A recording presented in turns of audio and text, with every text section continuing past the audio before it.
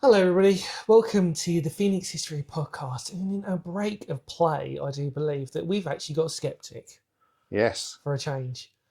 But judge for yourselves, by the way, at the end of this, because he's got a fascinating story which we'll divulge into by the end. Yeah. So, Sceptic or not, people can conclude for themselves how much. Right. Which will be interesting. Pete, hello. Hello. You are part of the Paranormal Inspectres. Yes. And you are the resident skeptic for the group. Yes. Is that fair to say? Yes. Yeah, I think it's a title that they've given me rather than the other way around. I haven't announced myself as the skeptic of the group, but there we are. So I suppose really we'll just crack on with it. Obviously, how did you get involved? Well, do you know, it was a question I knew you were going to ask me. Good. And I was sort of racking my brains to think of how to answer it. It was I go back to my childhood. Go really, for it, mate. Because we lived in a place in Welling, and my mother used to tell me all these stories when I was, literally a tiny child, about incidents in the house that she didn't understand, and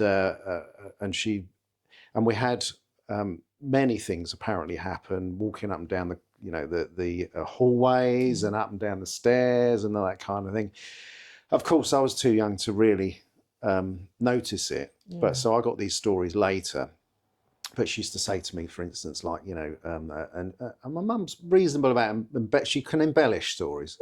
But she said she was sitting there watching a horror film in the lounge, and back in the day, you didn't have those click up and down door handles. You used to have the turn handles. Yeah. And she said she was watching this horror film all on her own in the lounge, and she said in the corner of her eye she could see the handle turning and this door opening, and but as I say, my mum can embellish a little bit, but she did tell me a story once about she was in the kitchen talking to my father, who had just come back from the city, which is where he works, and she was frying a pan of mushrooms. That's all she was doing, having a natter. He was telling her all about his day, and she said to me, no word of a lie, she said, the frying pan lifted, came off of the hob, overturned, and down went the mushrooms. And I thought, because my dad won't have any of this, he will not accept, he doesn't believe any of it. It's also a culture thing, isn't it? Generational culture thing. It is, stuff like that. And I thought, right, I'm going to get the truth on this story. So I went over to my dad. It was in another room, and I said, look, Dad, Mum's told me the story, etc., etc. Now, what's your take on it? And his answer, and I was expecting him to say, oh, God, here we go.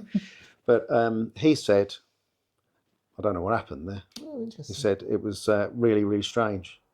And that was it. That was the end of that conversation with him. So getting back to your question, I have always been interested in it. Even as a child, I used to watch these horror films, with Frankenstein and Dracula and all that, and it used to scare the life out of me. I still used to watch them. So I've always been interested in it, but unlike the others in the group, I tend to need a lot more convincing about certain things. Healthy skepticism. Yes, yes, and I wouldn't outwardly dismiss anything that anyone claims, because if they feel it and they see it, and I don't feel it, see it, or even hear it, because the amount of times I've been asked, when we've been on an investigation, did you see that? Yeah. No, I didn't. Did you hear that?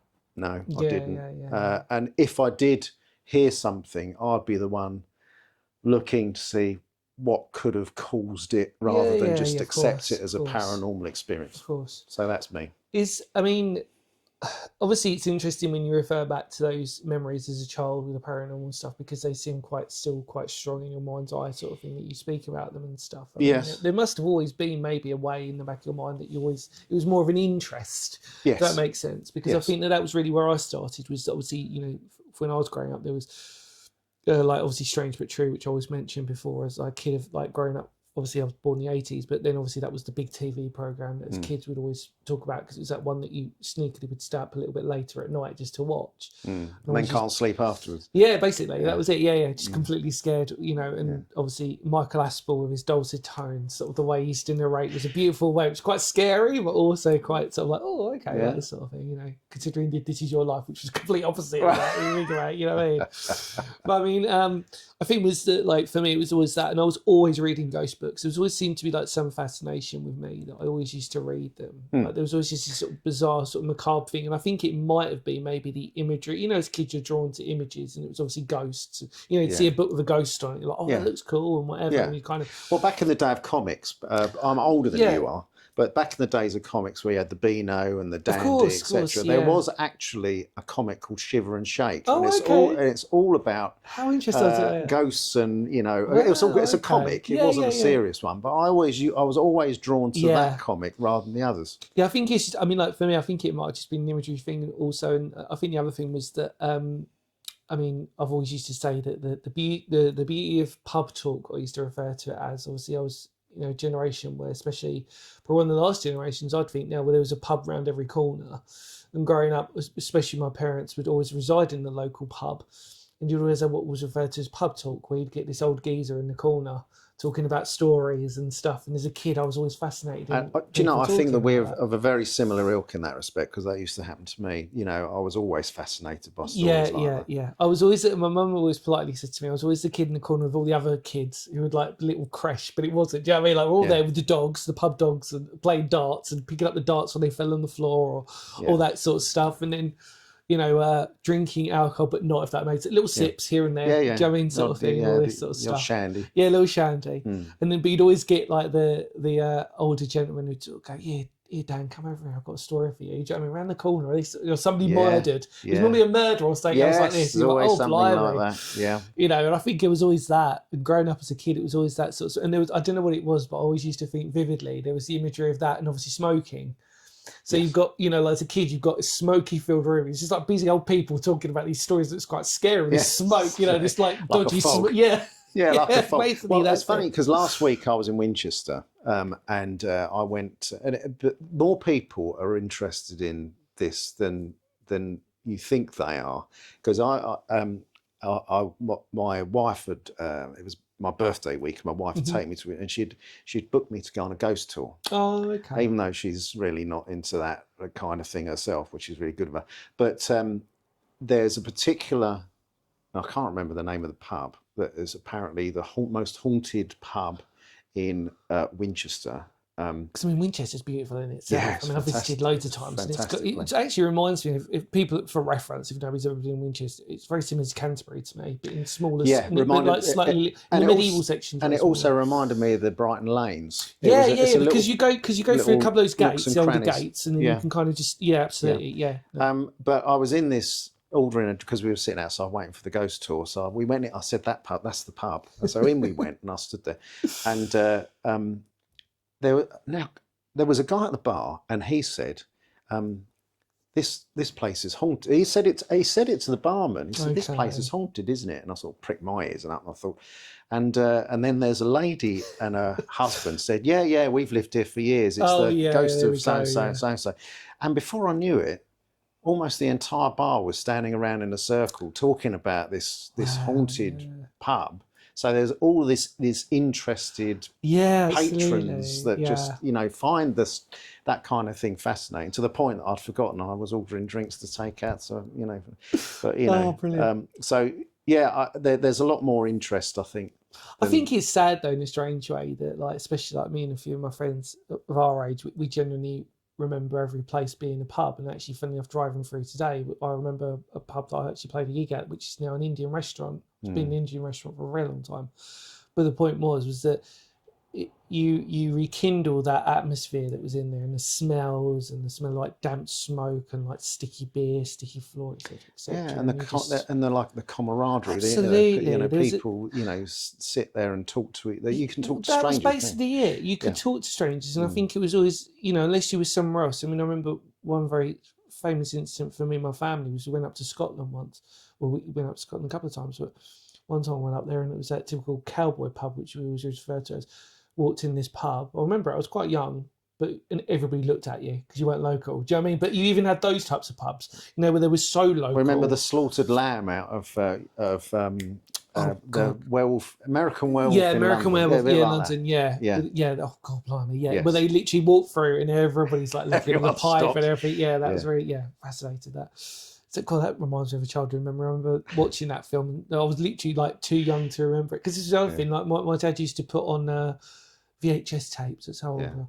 And he'd put them in the next living room. And I'd typically go in at the worst possible moment. So it'd be like, for example, if Alien was on, he'd be watching it on the VHS. I'd watch when literally the moment where somebody's stomach is like, and obviously as a kid, I'm traumatized by that. I'm like, oh, what are you watching? He's like, no. And I look around, there's this thing, like, oh God. Or like the American Werewolf still scares you now when he turns into a werewolf. Yes. It's quite traumatic. But if you actually watch it now as an adult, you see there's an element of comedy to it. It's a bit of comedy to it. But as a kid, I was traumatized. I was like, oh God, no, saying, oh no, like this sort of thing. You do that classic thing, you put your hand over your eye, but you're looking through, like this sort of thing. Yeah. Yeah. But I was just like, oh God, I remember they were some really good memories to me back in the day. Like, I always just seemed to go at the wrong moment. Do you know what I mean? I know. Like watching, and you know, as I'm a bit older than you, I walked in on a horror film once and my dad was watching it and I can't remember, about 4 or 5 years old. Came down for a drink of water, opened up the lounge door and said, you know, I want a drink of water. And there was this particularly horrible part on, but back in the day, you didn't have remote control. No. So he had to run across. Literally click on the TV. Yeah. Just try and switch. By that time, the damage had already been done. But, yeah. But I think, like you said, it's beautiful, really, because I think there's a sort of understanding that probably where your skepticism sort of like stood fast in a lot of those instances.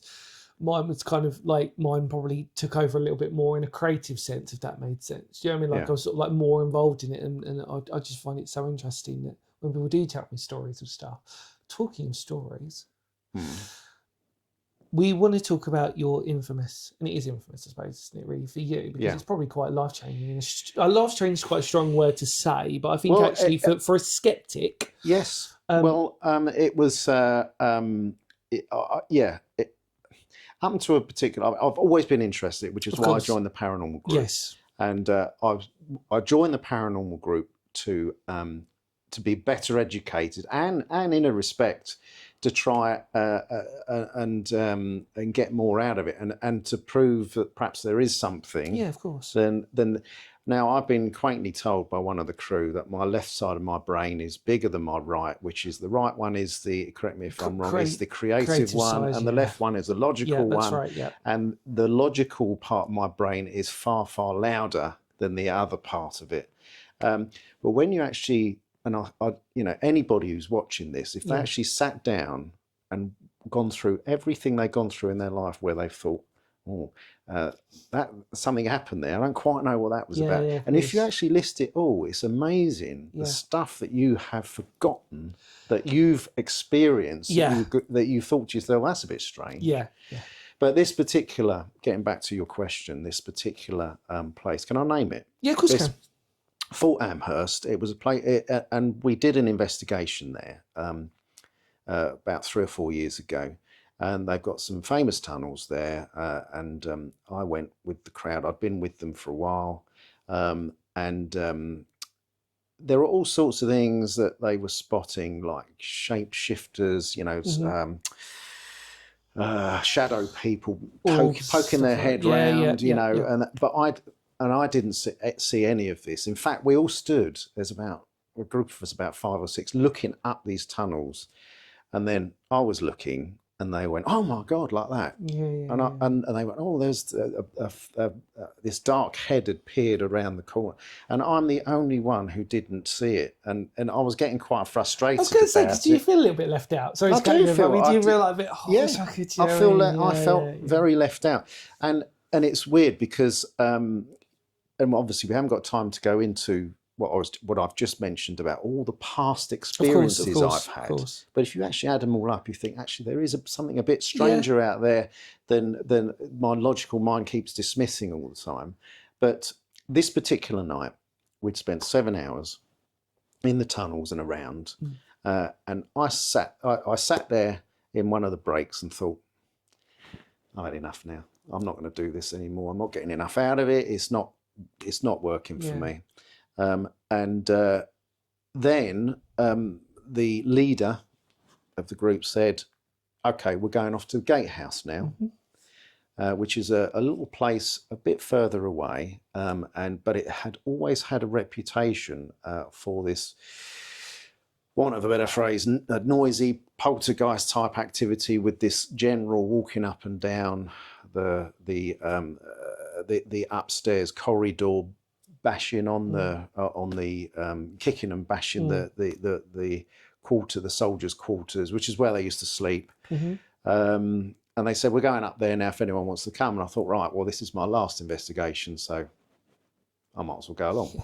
So I did, and I went in there, and I went into one of the rooms. And this was my fault completely. We had a video camera in this room. Yeah. And I said to the guy, you want to point the video camera outside the room, because that is where all the activity is supposed to happen. Yeah. So, and I sat on this long bed, and opposite me was John and Joe to my left. And in this room, they were decorating it. I've no idea why, but they were decorating. There were paint pots everywhere. There was a smell of paint. And there was this aluminium decorator stool there right beside me. And we was, doing the usual sort of calling out, all that kind of thing. And later on, you'd see in the video that suddenly the video that was training outside the room went dark. Okay. And literally within about 3 or 4 seconds, this aluminium stool that was probably closer to me than you are, slammed, and I'm talking about slammed down. Just don't mean to interrupt you, but I have seen this footage anyway. Yeah. Because you showed me it, and it is a proper bang. Yeah. Yeah. Well, I was the closest. In fact, I was half expecting everyone to accuse me of moving it or doing it. Yeah, of course. But even if I can promise you, even if I leant over, picked it up and slammed it down, I couldn't have made the noise that it made. The only way to replicate that would be to pick it up with both hands and slam it down on the floor. And of course, me being the skeptic, thought, right, I'm going to test this out. I've sort of tried to put it on went around the corner of the edge of the rooms at the bottom, like benches. No, on the wall. Just not the coving, the racks, the skirting board. Skirting board, sorry, yeah. So I had it. Put it on the skirting board just in case it fell off. Yeah. And what noise would that make? And it was literally a boom, Yeah. And I tried to sort of close it up a little bit in case if the room heated up with our bodies, that it suddenly click open for whatever. Of course. So because that is not necessarily my job, that's what I do, because I think, well, this hasn't happened. No. There's a reason this has happened. This is why I have to check out what. And the only way I could replicate it was, and you'll see it in the video, is you pick it up, and I did. This was me doing it and slamming it down. Wow. Now that is something I've got to say. That is the reason I'm still here with the group. Because I remember, obviously I can speak on your behalf on this, hopefully, I remember you genuinely said that to me afterwards, was that you were genuinely at a point, interestingly enough, which actually makes this even more interesting, is that you're actually at a point of like saying, do you know what, I've seen enough, and I've sort of, I don't want to put words in your mouth, but it was like, yes. So then you wonder, or people have said to me, and I have thought, actually, is there something else saying to me, you can't leave the group? Of course. So I'm going to show you something to keep you there. I don't know. But I can categorically, hand on heart, say that, I've dined out on this particular experience for a long time.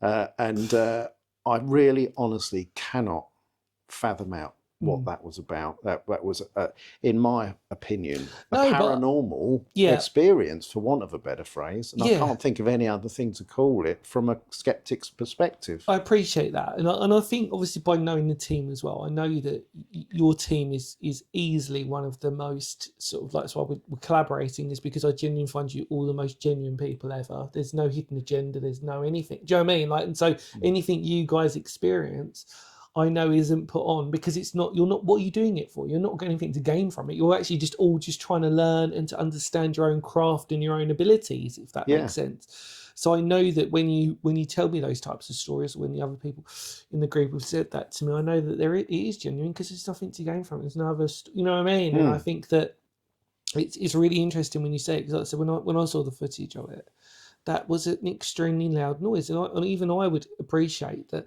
if I was there in that group, I would be like, oh, okay, but you did the right thing. You investigated it. You checked what type of sound it could be. You isolated it in terms of what you needed to do. But the most distressing thing, as you probably rightly said, was the force at which you had to make that noise was probably the most impressive thing. If it was just a genuine kind of like, I'll just chuck this on the floor and make a normal sound. Okay, well, all right, well, then that could be... It could be anything, but the fact that you genuinely had to really throw that to make that noise is impressive. And I'm irritated by the fact it was my idea to train the video, cameras, the video outside the room, because that's I thought I was doing the right thing there. So and the guys. They sort of try and, because I feel like I'm the student in this group. But that's a good thing, though, isn't it? I mean, where they say you've got to open up your your of course, be more receptive and be more receptive and I'll give you an example. Go for it. There was one of our group wanted a message. He tested us all and said, when my parents passed away, when I think it was my mother passed away, I wanted to have a message. But I thought, I'm going to have a crack at this. I'm going to sit down and think of this message and see if I hit the jackpot. Yeah, of course. And unfortunately, I didn't hit the jackpot, but I did. There were two names that sprung to mind. And one was it was. Now, what was it? It was a flower, and a dog. I think it was a dog and a flower. They may correct me on this, but anyway, I said, right, that's what I think it is.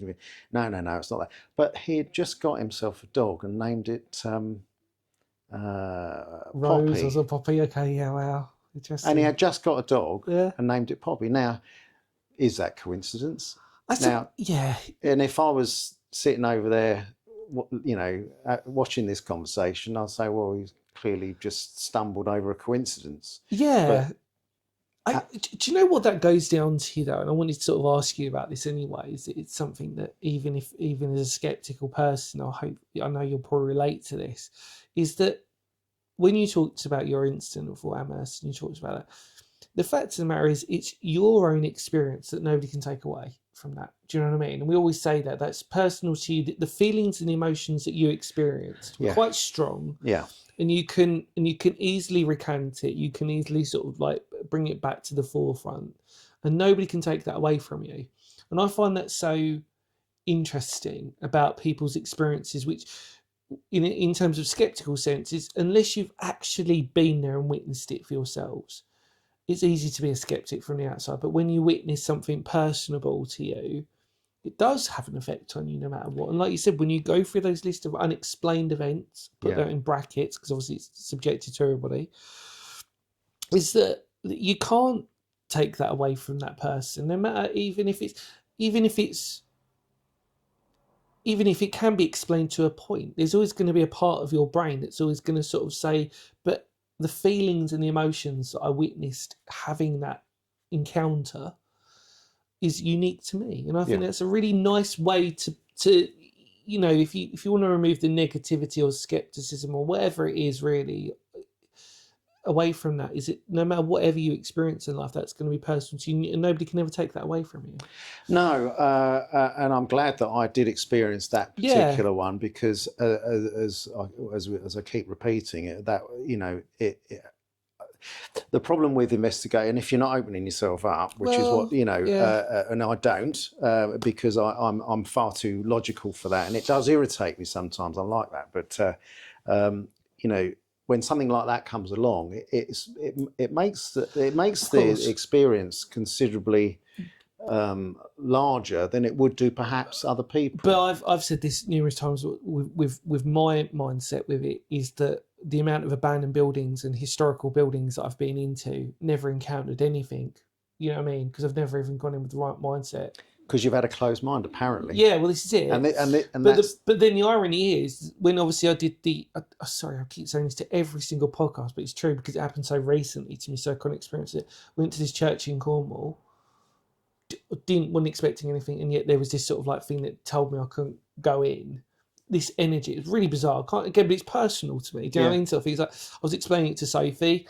Sophie can nod her head and acknowledge it, but she wasn't experiencing what I was experiencing. But the fact of the matter is, like your episode with Fort Amherst, is that even if you're the best experiences, I think, are the ones where you do have that different mindset if you're not expecting to see anything, you're not, because then they're the ones that kind of go, oh, I mean, like the only other big paranormal experiences that have happened to me was at Chisworth Caves. Well, for people who know Chisworth Caves, that's actually reputed to be very haunted. So actually, in a strange way, by me seeing that, okay, well, then I'm going to go there and see that. But at this church in Cornwall, for example, because I wasn't expecting anything similar to you at Fort Amherst, although it was more an energy and it was like a force that bizarre way to explain it, but like people watched, couldn't go through, because I wasn't expecting it. That's what threw me off. And like I said, I can go into any abandoned building. I can go into any place that would be predominantly for anybody scary in itself. The actual event, like if you went to Fort Amherst on your own, you'd be quite probably intimidated by the fact you're going through these tunnels and everything else. But actually, when you do experience something like that in a place that, or in a mindset that you're not expecting it to happen, that I think actually makes it more real. Yes. Like I said with your one, and that's what it does it. And it's odd, and I'm sure you've been told this before, when we're sitting around a place, yes, expecting something or waiting to hear something or experience something. In a lot of respects, these things happen when you're busy nattering, and that's when and your eyes are off the ball, and you're not listening out for it, and you're not looking for it. But then it happens. Then it's quite strange. That's when I'm really interested in people's stories. So when you say that to me, because that's when I can relate to it, and because the Cornwall church thing happened to me so recently, that's the only time when I've genuinely gone in and not expected anything. Now I've got a sense. I'm never going to relate to how you felt, but that I can actually feel that actually that's a stronger thing for me now to sort of go, oh, actually this does happen. You know what I mean? And why am I not experiencing it other places that are reputedly to be haunted? You know what I mean? So it swings around about in a bizarre way, but it's also when you definitely go in with a closed mind and you experience something, then that to me has more questions than answers. Well, and there's one big question, is if you start opening up your mind to it, does it roll a ball? Are more things going to happen, and are you going to experience more? I mean, I'll get back to the Winchester. Of course, go for it. We'd booked a table in a restaurant, which is the oldest building in Winchester. Okay, and it's known to apparently to be I don't know, active or in whatever respect. I was with wife and I with two friends sitting there, and everyone had gone. We were sitting there really late because we were too busy nattering. And I was during the course of the meal, the waiter was coming round the back of me to fill up my glasses. So I always had to lean forward for him to do it. And there's a reason I'm telling you this.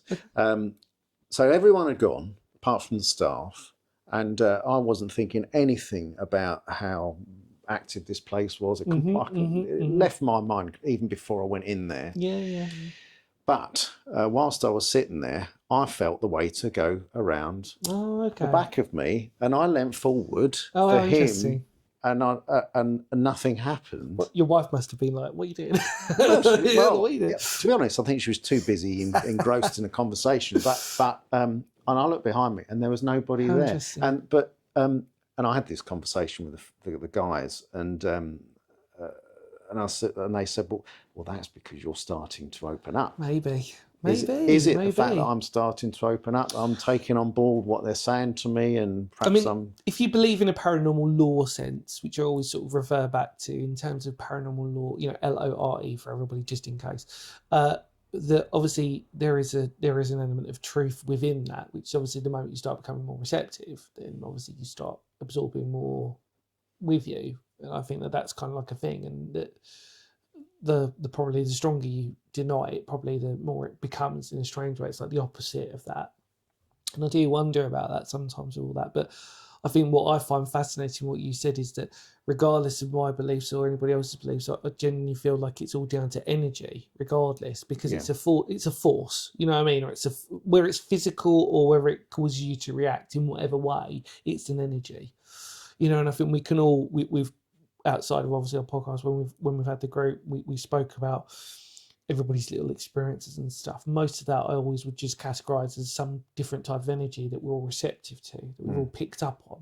Somebody's picked up on something before someone else. Somebody can tell if somebody's, you know, got a, you know, we can all physically look at someone and tell if they're sad or anything, because they give obvious traits away. Yeah. You don't have to be somebody to do psychology for that, but there are other things that were involved in that in terms of energy. When you talk to someone, or where you go into a place, or, you know, you just get vibes or feelings. But then what happens is, I suppose, it's how shut off you want to be or receptive to that. And I actually think, in a strange way, sometimes it's probably good to be shut off from it a little bit, because actually, as we sort of said, would it then become, like in John's case, a blessing or a curse, where if you're constantly seeing this stuff, how can you process that? Well, yeah, You know, and to be able to learn to close it well, off. this is the most important thing, because then you're having to learn different skills and different ways of doing it, which I find so interesting on that. Yeah, but I think, you know, personally, up until now, I've always looked for the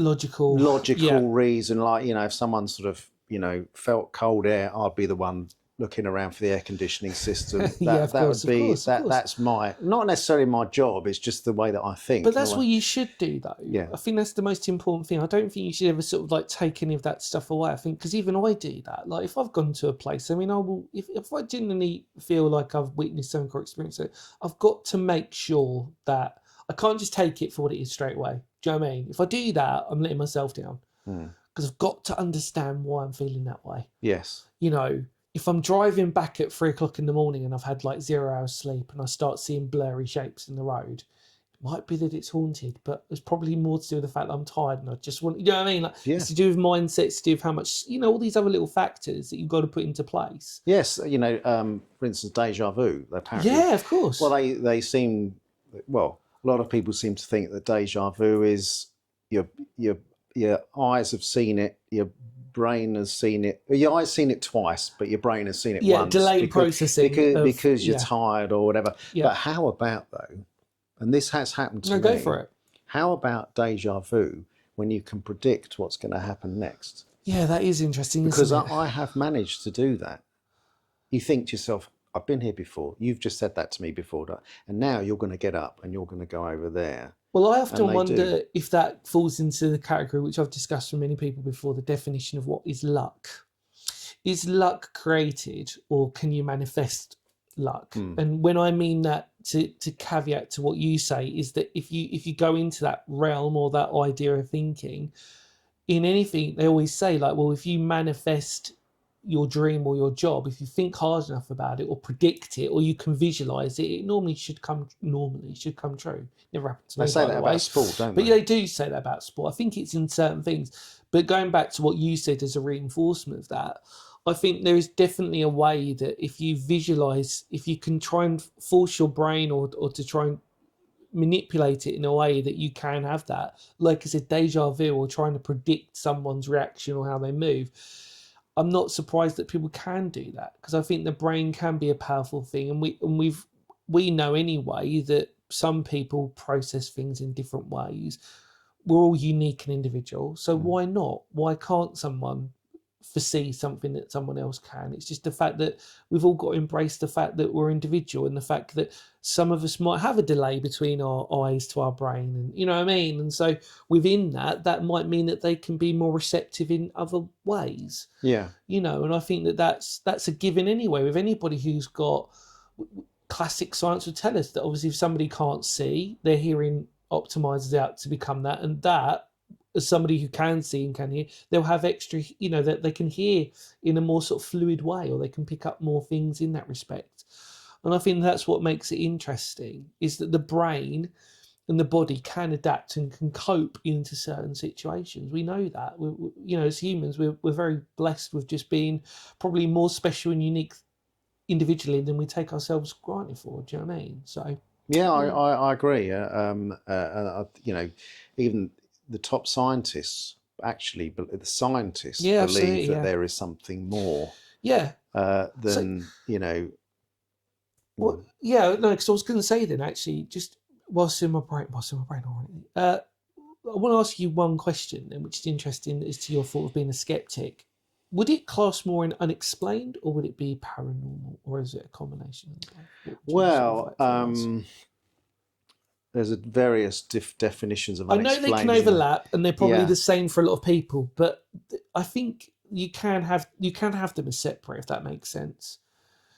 that's a Paranormal tough obviously be question, that, yeah, because you know, getting back to that decorator's yeah, stall, um, I would classify it as paranormal yeah. So that's probably what yeah, because of where I was. I mean, you yeah, know, yeah, yeah, that particular place at the time was renowned for being yeah.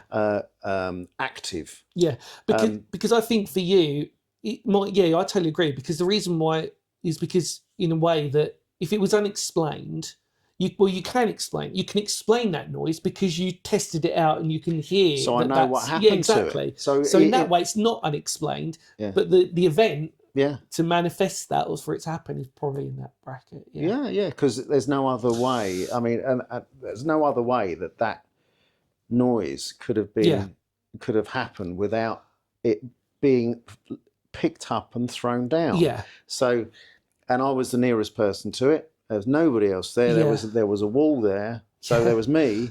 There was the decorator stall, and there was a wall. Yeah.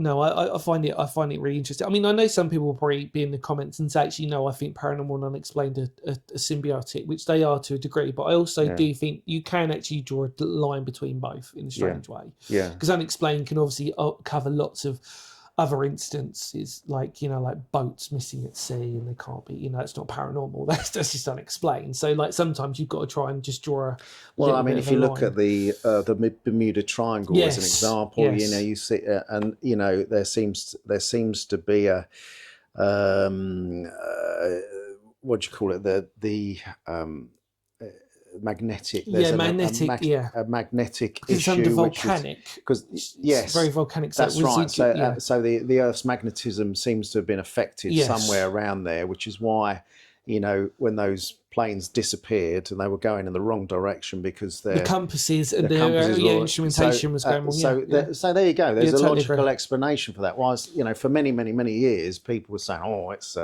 know, No, absolutely, I totally agree. I uh, mean, like, I think that's I do find it interesting within that because I do think, like I said, there are slight differences. I think that obviously it is again, it's down to individual cases and individual sort of events. Really, I yeah. think.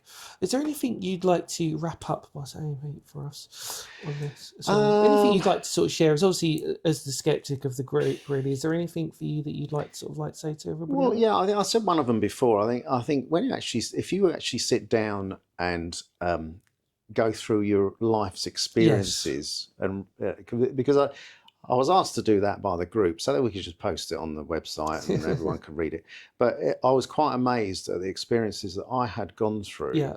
that I'd forgotten about. And Interesting. when Yeah. you add them all up, you think, hang on, well, that's really odd. That's really strange. That's Yeah. really odd. Yeah. Of That's really course. strange. The other one is, you know, because of what I've experienced, um, and just to keep an open Yes. mind, Of which course. is what I'm doing. I completely closed it off 2 hours before that.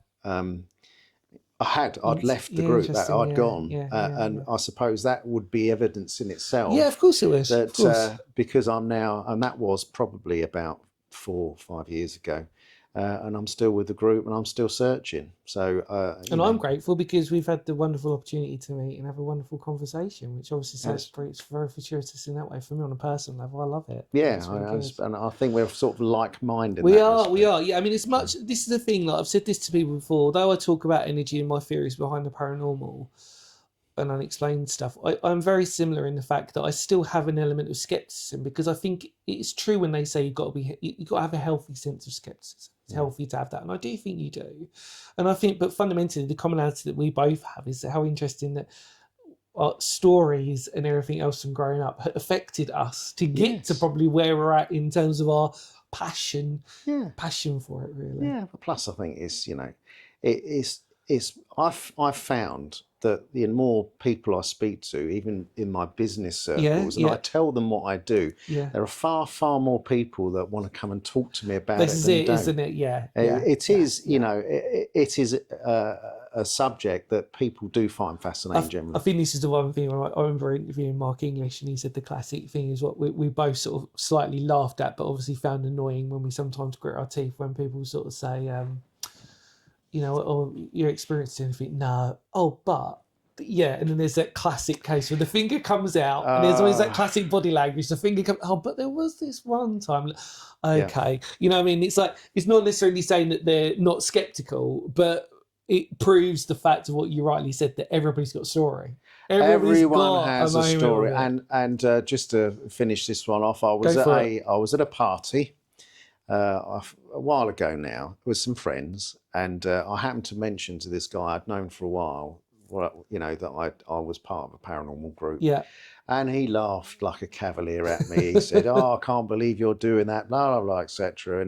But he kept talking about it as the evening went on, and then he caught me on my own somewhere and said, "I've actually seen it." Really? Yeah. And then he told me the story of where he'd stayed somewhere, and there was a girl at the top of the stairs, and he said, "I've actually seen a ghost." He said, but but the start of the conversation was him saying, "Oh, what are you doing that for?" I know, isn't it? So, weird, but more and more people have got a story, and I'll guarantee that a lot of people out there have got a story of some description to tell. And it's what we always say on this channel, and especially in these podcasts, we do encourage people to share their stories on the comments below, or obviously send them over to the Paranormal Inspectres via us, or however you want to contact, and always receptive to understanding and new places to explore, more importantly. Absolutely.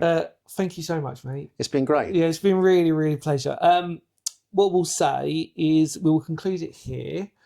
But if you want to sneakily just stay a little bit longer, just at the end, you might be interested in finding a wonderful little video for a little treat for all of you, hopefully. However, take care, everybody. Much love to all of you out there. Thank you so much for watching. Thank you again, mate. Really appreciate it. No Always problem great to meet you. Good to meet you. Take care, everybody. Feel free to write in the comments your own stories and your own interests within the paranormal and unexplained. And we will, of course, see you very soon. See you later, everybody. Bye for now.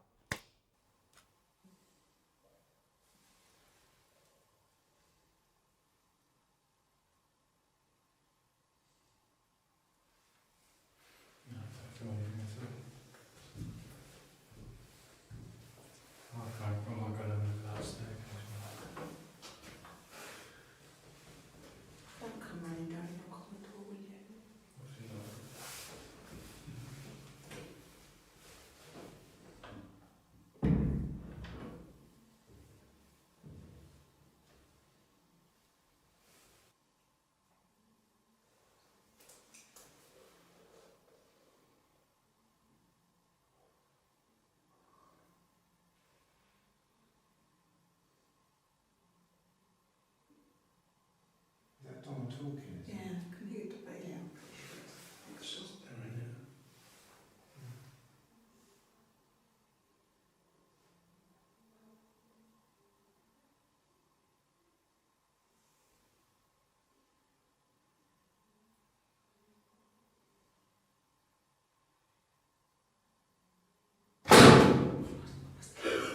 What the fuck was that?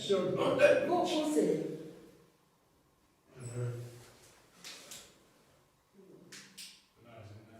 Right, you're in here. Make that noise again. Oh my god. That's incredible. Turn the talk Did shop. you hear that? Yeah, no, I thought someone kicked It was in here. I thought someone kicked something. No, we were just sitting on the Where's it in Where was you, Peter, sitting? Sitting there. I was sitting opposite. beside me. Didn't it? It went bang. Lift it up and drop it. See if it makes it move.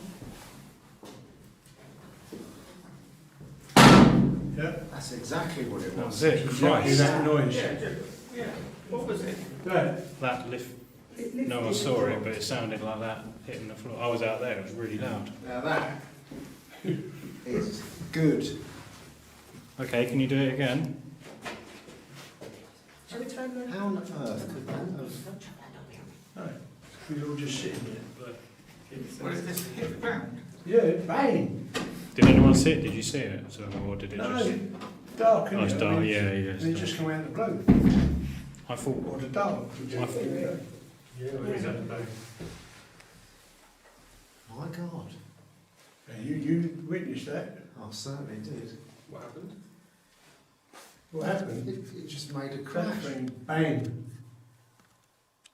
Like somebody lifted it and dropped it. Oh. And he done it again, and it's exactly the same Exactly sound. the same noise. Us three were just sitting What there is it, the talking. bed? and bang. No, there's a little step, There's a little metal bench. metal bench. Oh, okay. There's no way that that could have done that, actually. Do it again. No one was anywhere near them. No. So it's like... That was the noise. Christ, it's heavy as well, isn't it? Yeah. It was as loud as that. So I'm just going to turn the light on 2 seconds. How on earth could that have... It's marvellous.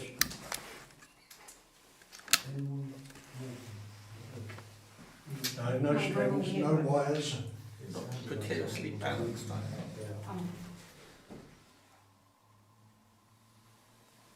It's not balanced on anything. What, just now, Carl, you said, walking? Yeah, it just sounded like, unless someone's leaning on the door, which is something there No. is, so it just sounded like there's someone walking out there.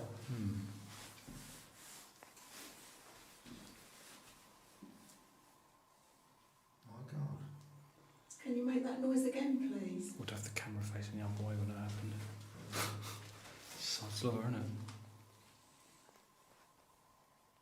I'm trying to work it out. Shall I put light on and see if there's anything it could have been leaning on? Yeah. So if it was over here, It wasn't that far over, from what I can remember. It was flat on the floor. Wasn't it? Is it a collapsible one? Yeah. Is it You've like got to be able to scaffolding? stand on it to paint, you know. Yes, scaffold. Would you be able to review the video footage before this? I don't know if you have it. Yeah, possibly, yeah. Still, even if that folded down, it wouldn't work. I can't see. So my It light, was a my really light now, I mean, coming even if one of the hinges was loose, That's what I was hoping. No, when it's like you done it, you didn't like someone's lifted and banged it. it It wouldn't wouldn't have made that kind it of wouldn't a crash. leg come out or anything like that, or come off a leg or anything. It is quite Still? heavy. Sorry, my light keeps coming off. If you wanted to show it, you got it. There's no way it could have done.